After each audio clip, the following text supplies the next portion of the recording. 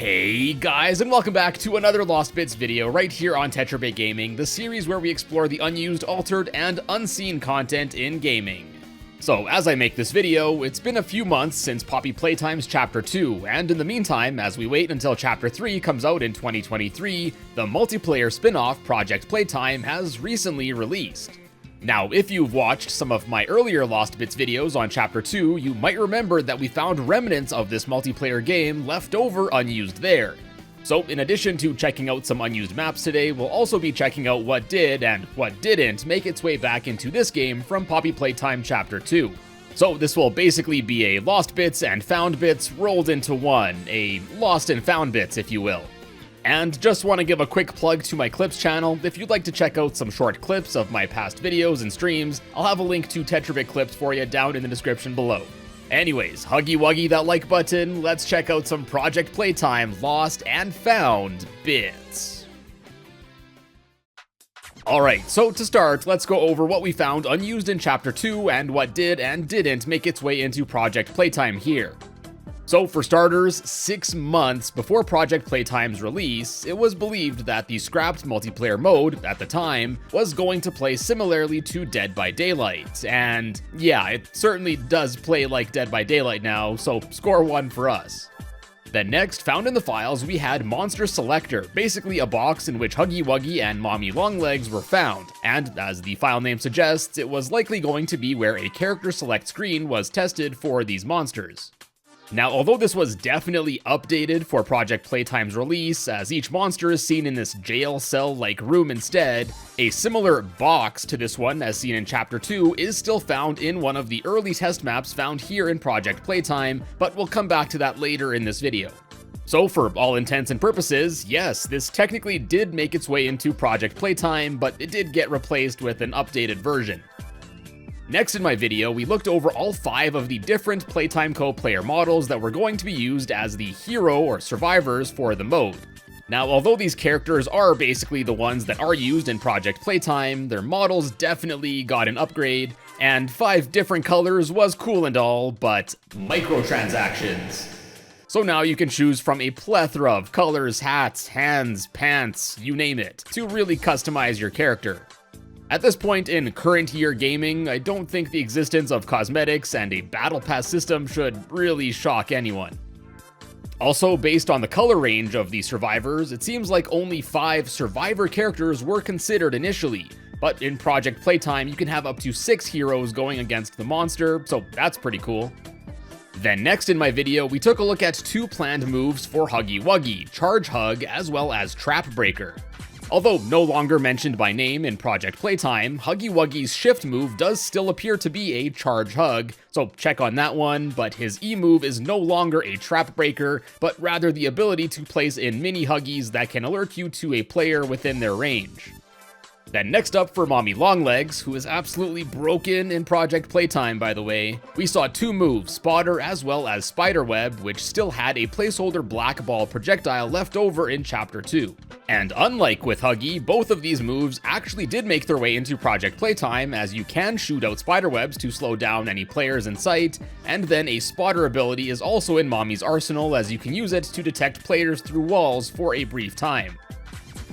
And now, I think everyone's favorite part from my original Chapter 2 video, the hand gesture emotes.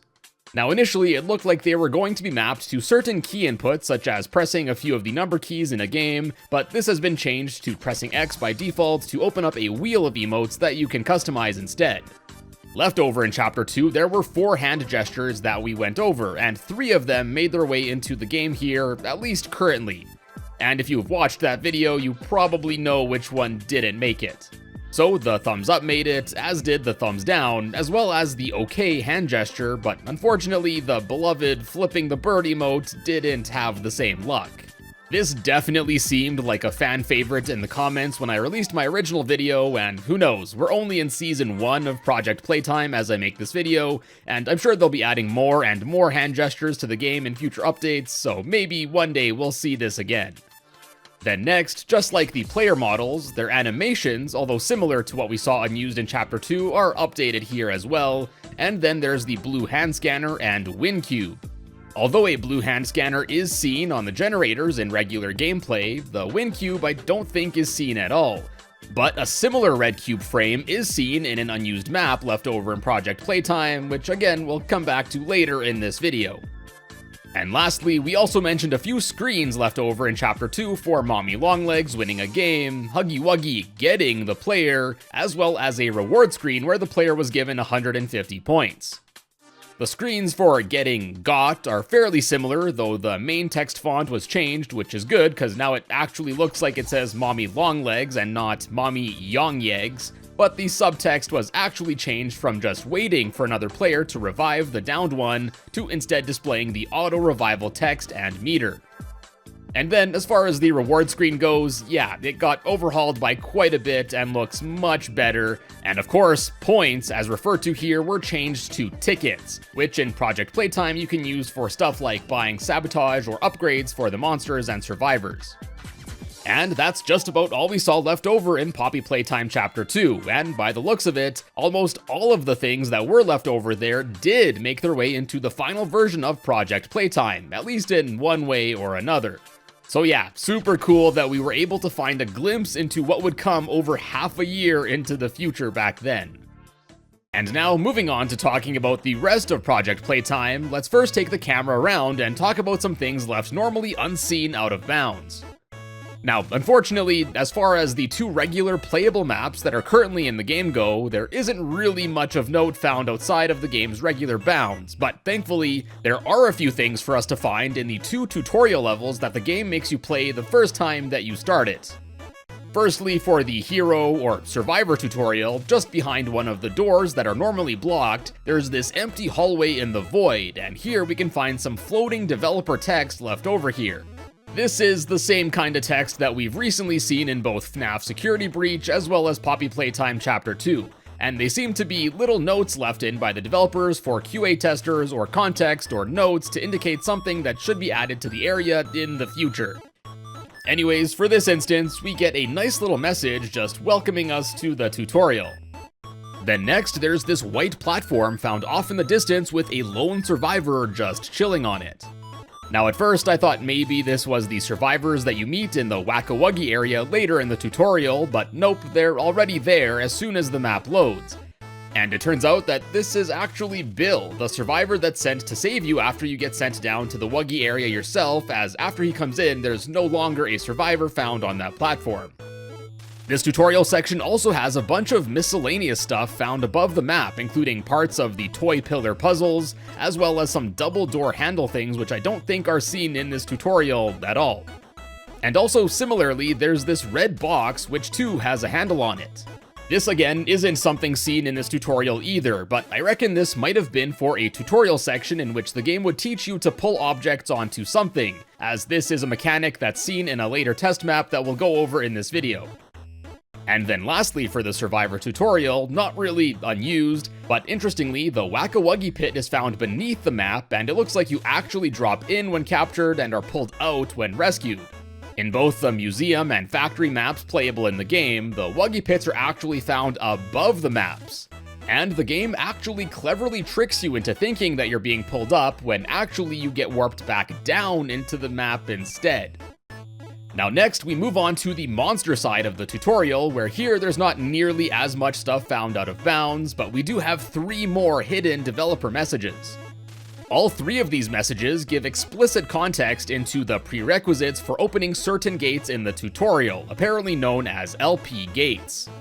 The first door here only opens after the player punches and jumps, LP Gate 2 opens after a mini Wuggy sentry is placed down, and finally LP Gate 3 won't open until the player uses the shutdown sabotage move. These objectives are pretty obvious when playing the tutorial as the text is slapped right on screen, but still pretty cool to see these messages hidden out of view. And now, last up for this video, there are a handful of unused maps left over in Project Playtime here, and these include extremely early versions of both the theater and factory map, a currently unused map that will probably get added in a future update, as well as a dev test map where, of course, various aspects of the game were tested. So first up, we have Dev Map 7, and this looks to be an incredibly early version of the theater map. As you can see, almost all of the textures are missing, the geometry is super simplified, and more. Now, I won't be going into every little change between this early version and the one seen in the current build, as that would probably take a few hours, but I will definitely go over several highlights. Well, for starters, here, in addition to this slightly differently colored Huggy Wuggy statue being found out of bounds and this large cylinder thing, we can also find the old Monster Select box that I mentioned earlier. The box itself appears to be the same one as we saw in Poppy Playtime Chapter 2, but here Boxy Boo was of course added, Mommy Longlegs is still T-posing, and Huggy Wuggy has had his size changed to better match the rest of the monsters, and definitely isn't as happy as he was before. So yeah, I suppose whenever this early theater map was being developed, this was still the placeholder section that was used for the character select screen. Now moving inbounds into the theater, several notable changes can be seen.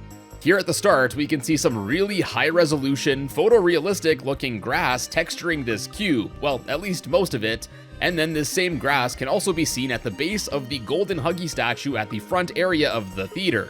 This grass texture and these blocks aren't ever normally seen in any of the final maps in the game. Then also at the front here, we have this interesting water feature that's shaped like an upside-down cone. I guess this was an early placeholder for the Poppy fountain that's seen here in the final. Honestly though, I really dig this effect. Then next, as we move on, we can see a much earlier ticket booth. The concession area to the left of it appears to have a different layout, and the bronze statue I believe is in a different spot. And then taking the stairs up to the theater, on either side of the ticket booth we can see a theater sign, which I believe is just the same one that was used in Poppy Playtime Chapter 1. And these signs were removed completely from this map in the final version.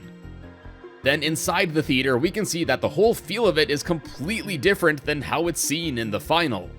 Not only are the theater chairs just placeholder office chairs here, but everything just seems more jolly, as it looks like they were initially going for a more juvenile feel to the theater, similar to something like the daycare theater and area in FNAF Security Breach.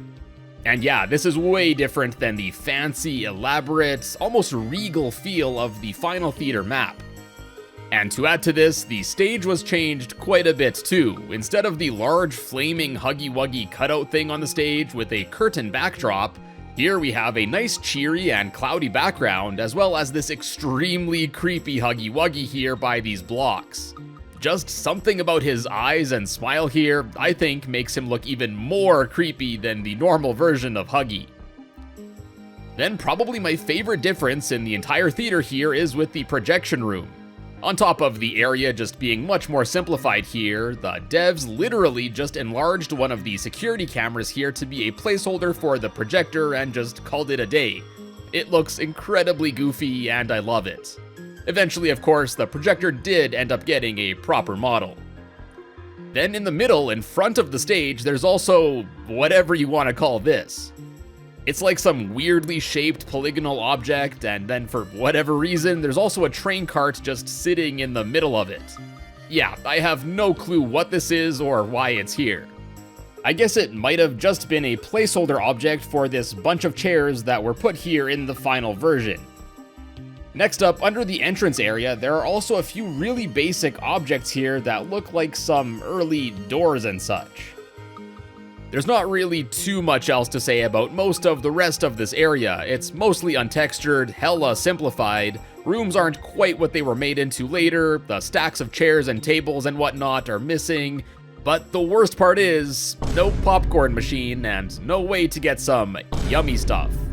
Now, one last thing I want to mention are the hatches that the monster normally has to take a downed player to in order to send them down to the Wuggy pit. So at the point of development when this map was made, I guess this pit wasn't made yet at all, as each of these hatches just leads to a small little room where I guess the players would just get stuck in during testing. It's weird, it's so basic, but I almost find it kind of charming. Now there are actually two more maps related to the theater, MP Map 7 as well as Dev Theater Temp. Now I say maps in quotations as both of these are really lacking and certainly aren't as playable as the other one. MP Map 7 introduces some texturing, as we can see the concession area looks much better, but that's about where the improvements end, as the rest of the map is just the front stairs, some beams for the underground maintenance section, as well as a whole bunch of textureless stuff in the back here. Then secondly, easily even less interesting, Dev Theater Temp is literally just a bunch of textureless planes that can only be seen from one direction.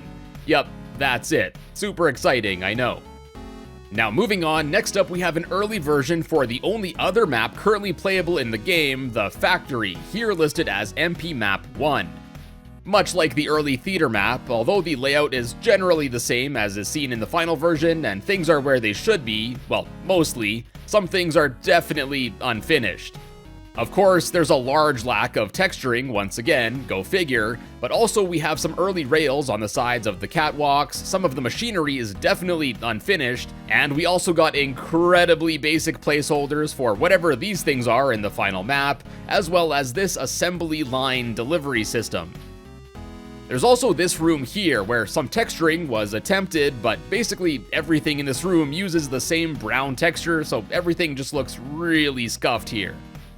One more thing of note here is the severe lack of the hatch things we just discussed in the theater map. I think there's only like 2, maybe 3 here, and unlike in the theater map, these hatches don't even have the little rooms under them at all. Being listed as Map 1, I guess this might have been the first map worked on, so perhaps at the time, the mechanic for throwing down captured survivors wasn't far enough along to have any system for them implemented here yet. And lastly for the stage, there are also a few objects found out of normal bounds. Just behind this wall by the train station here, there are a pair of lockers as well as a blank hand scanner thing. Now this one doesn't have the train logo or any handprints on it, but I reckon this was a placeholder for the scanner used in the game to call a train to the station. This stage certainly feels more empty compared to the theater, as it just seems to lack more objects. But still, in both cases, it was really cool to play around in these early maps. Not only do they give us an interesting look into earlier stages of the development process of Project Playtime, but I think it also helps us appreciate just how much they were improved. I saw that they're going to be adding a low level of detail skin for Huggy Wuggy in this game in the future, so I think it would be awesome to maybe add an early looking stage like this into the game too. Now those are the early versions of the maps that are currently in the game, but there's also actually one more unused map that's an early version of the stage that's almost certainly going to be the next one that's added to the game. So you might be wondering, we saw Map 1 and Map 7, what happened to the 5 maps in between?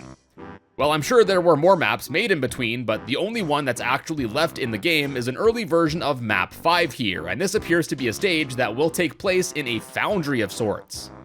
Now, we'll probably talk more about this in a future video, but left over in the game is this image, which appears to be a screenshot from this stage. And this is actually the same image as the one that's blurred behind the coming soon text on the stage select menu. So yeah, this is almost definitely going to be the next map coming to this game.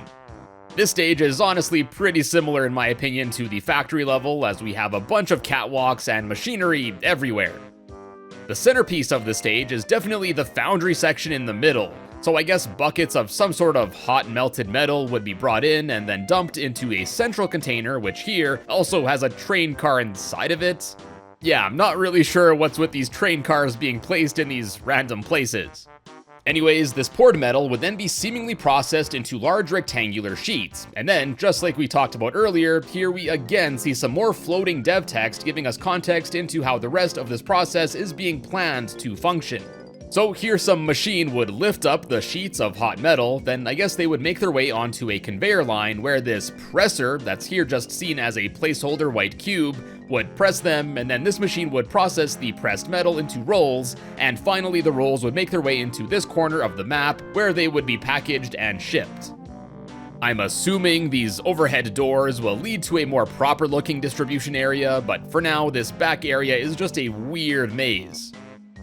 The rest of this map isn't super interesting, I find, at least in its current stage. But when we take the camera out though, things definitely get a bit spicier. For starters, although this map already has 2 train stations, behind this wall we can see what looks like a third planned or scrapped train station. And this is further reinforced as behind the next wall there's a sign for it too. For such a small map like this, 2 train stations feels like more than enough already. 3 would be absolutely nuts. Then, as far as out-of-bounds objects go, we have this line of pipes, this fan placed underneath a bunch of other ones, as well as one that's much bigger, and then, in addition to once again seeing the original Monster Select area, it appears that some more work was done on implementing the Wuggy Pit, as found in another box under the map, we can find a small room with some more dev text, this time saying, "The Wuggies got you, press comma and period to spectate."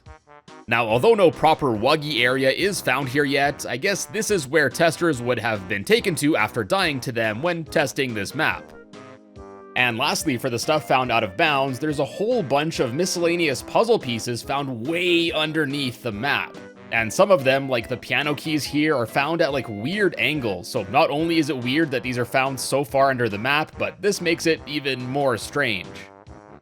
Although I personally would have rather opted for a map not as similar to the factory we already have, I'm excited to see how Dev Map 5 here will evolve into how it's presented when fully released in the game. And now, last up for this video, we have a pair of developer test maps that are still found kicking around in the game, with one being quite robust.